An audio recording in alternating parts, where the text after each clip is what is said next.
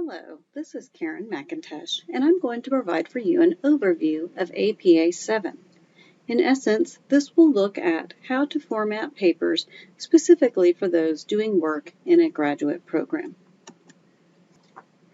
The presentation today will include a variety of things, specifically an overview of APA 7, what the manual looks like, as well as some online resources. Also, how to create a cover page, whether you are a student or if you are submitting a paper to a professional organization or for a manuscript submission. Additionally, we will talk about basic format of a variety of sources like books, journals, and online sources, including the use of the DOI in that citation and how to format that. And finally, we'll talk about expectations for coursework while in a graduate program regarding APA 7. So let's talk a little bit about the overview of APA 7. First, if you buy the hard copy manual, it looks like this. While some people may still be okay using APA 6, it is recommended you go ahead and transfer to APA 7, as from here on out, most professors and publication services will be expecting items in APA 7. An excellent online resource is through Purdue OWL, which is an online writing lab, and the website is here, but they have an overview of every type of source and how to format it, as well as sample papers, and this serves as a great reference. We will go into this website shortly. So let's talk about the basic formatting that you see in APA, just a general overview. First off, there is a cover page that should start off the paper, and in a professional paper, you would have a running head, which includes about 5 words of your title, so a shortened version of your title, and it would be written in all capital letters in the top header of your paper. You will also include in that your page number, and the page number 1 starts on the cover page and should be flush right. All papers in APA 7 should be written in 12-point font using New Times Roman. And when you are creating your reference page, it should be titled References, not Bibliography or Works Cited or other types of formatting. So References is the appropriate title. Remember that references are all double-spaced, and they are entered in reverse indent order.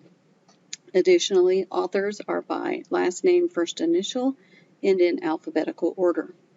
We will talk also about what to do when there are more than 2 authors, especially this is relevant when dealing with in-text citations.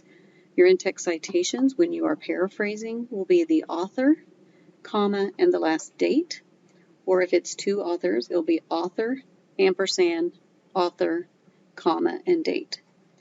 If you have more than 3 authors, then we'll talk about that shortly. In-text includes page numbers only if you are directly quoting something from a manuscript, website, or other source. If you are simply paraphrasing, you do not put in the page number. Let's talk now about how to format a cover page. Again, as I stated earlier, it will have a running head. Now, if you are a student and you're doing this for a graduate program or even an undergraduate program, then you do not need a running head, but you do need the page number that is flush right. And as I stated previously, for professional papers, the running head is a shortened version of the title included with the page number. If you're writing a student paper, the items that should be listed on your cover page should be what you see here. Title of the paper, the author's name, institutional affiliation, the course number and the course name, the instructor's name, as well as the due date of the assignment. Again, formatting should be in 12-point font. Your title page would be centered and put in bold, so you will put your title of your paper in bold, and it is centered in the upper half of the paper. Here is an example of a student paper and the submission, and you will see all of the required components here. Notice at the top there is a circle around the 1 indicating that at the top there is only a page number, there is not a running head. However, for a professional paper, you will see that the running head is a shortened version of the title and is in all capital letters. And I said it can be up to 5 words. In this particular case, it was stopped at 3 because of the length and the fact that it encompassed the idea of the paper. Again, the professional paper cover page also has the page number starting with 1. So let's talk a little bit about basic formatting. Again, OWL Purdue is a wonderful resource, and I will take you to that and give you an overview. As promised, here is the Purdue Online Writing Lab website. You will notice that in my header up here, I actually have it as a quick link on this section up here of my browser so that when I need it, I simply click there. However, the website's easy to find if you just use the website I put in the presentation or search it using keywords. So just an overview of this website, you will see that there are a variety of things that are available to you, but the main thing for this is that you understand where the APA 7 information is. If you would like a review of the introduction and some of that type of information, you may go there. However, if you go to the general guidelines, pretty much what I've already covered so far is summarized right here in more depth. Okay, so you can know details about title pages and things of that nature, and additionally, they give you a student paper here to show you an example and a professional paper here. So you do have sources of that nature. What's important to know also is that you can learn a little bit about in-text citations, just the basic format. So when I click on there, I will find some examples of things that you should keep in mind when you're using a variety of information. Again, they show you examples, specifically when you are using long quotes and you need to do a block indent. You will also find that how to do in-text of authors is here. As mentioned earlier, you pretty much will put if you have 1 or 2 authors, you will put their last name only with a comma and the year. Notice the use of the ampersand for 2 authors. One change between APA 6 to APA 7 is the fact that when you have 3 or more authors, you only have to put the name of the first author, et al., period and comma, and the date. And this is for every usage of that citation. Originally, it used to be for the first citation, you would put every author's names in there. However, you no longer have to do this, which is also great because it saves space. You can also see how it is, if you're going to use the author's name in the text, that you may also format it in this fashion. So that's an important change in APA 7 that you need to be aware of.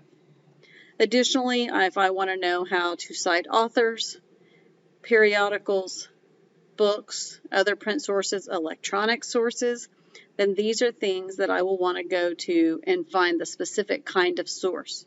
So sometimes a report, for example, is found as an electronic source, and I have to cite a report differently than, say, a periodical. I hope you find the Purdue OWL website being very useful to you.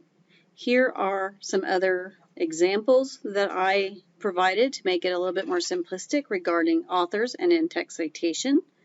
Again, with works by one author, you see how it's simply the last name and the date, which is very simplistic, and that if it is by 2 authors, it's both authors' last name using the ampersand and the date.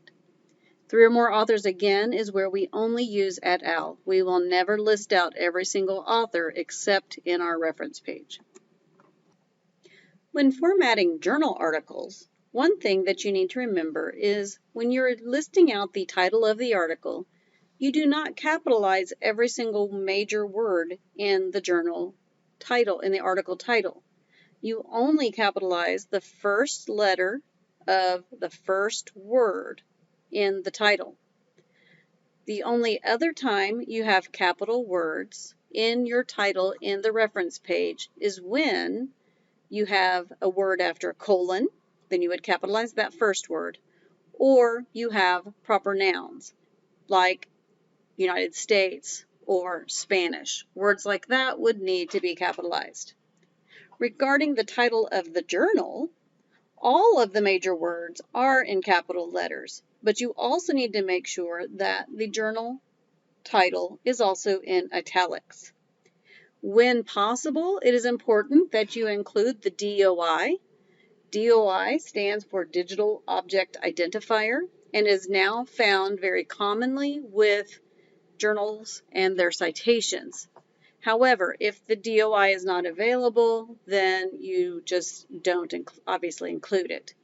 What you should note about how to format the DOI is that it should be bold and underlined, as you see in the example here.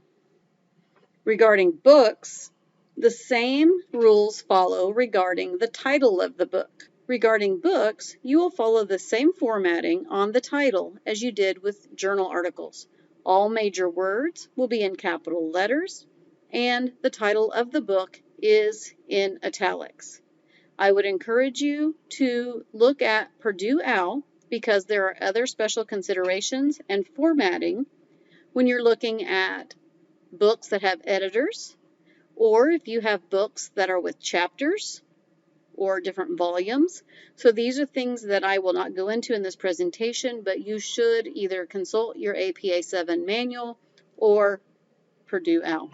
Regarding websites, it's important that you understand there are a variety of different ways to cite websites, and often there's great information out there on websites, but you have to follow a format. So please consult your manual, but here are some basic outlines for websites that actually have authors, because sometimes you have a website and there is no author. And so you would format it like you see here, putting the URL where you found the article or the information. Sometimes the websites do not have a date, and so in those instances you put little n period, little d period for no date. Regarding organizations and groups, then you would put the group name as the author and format it like you see here. You will see the example that I have listed right below that. So let's have an overview of expectations, because now that you are entering into a graduate program, it is very important that you adhere to the details and formatting that are required by your field. If your field requires APA 7, such as the College of Education, then it is important that you become very familiar with and continue to reference your APA manual or online resources. Additionally, because graduate programs are grounded in research, you will be evaluating articles and other research within your field. So it is very important as you write papers and even consider publications that you come across very professional and detail-oriented. That means that you look at all punctuation, capitalization, and other formatting that are required per APA 7. These are not recommendations, these are expectations. So it's very important that you look at those. Additionally, be resourceful. No one is going to expect that you remember every single APA 7 format. Therefore, you go to your resources and you double check. If you even think you're questioning it, then go to Purdue OWL or your APA 7 manual. Remember that whenever you submit work, you want to be the most professional as possible. So you should read all feedback on your work. Therefore, you might continue to learn more about where you might fall short in APA 7 and where you are formatting correctly. It is very important that as you continue to learn APA 7 and work through the program, that you review all the various aspects for how to format different citations. I would like to thank you for taking the time to watch this. If you have questions, my contact information is below. I do hope that you found this information valuable, but please know this is not a comprehensive review of APA 7. This merely scratches the surface, but gives you a basis for getting started. Thank you again.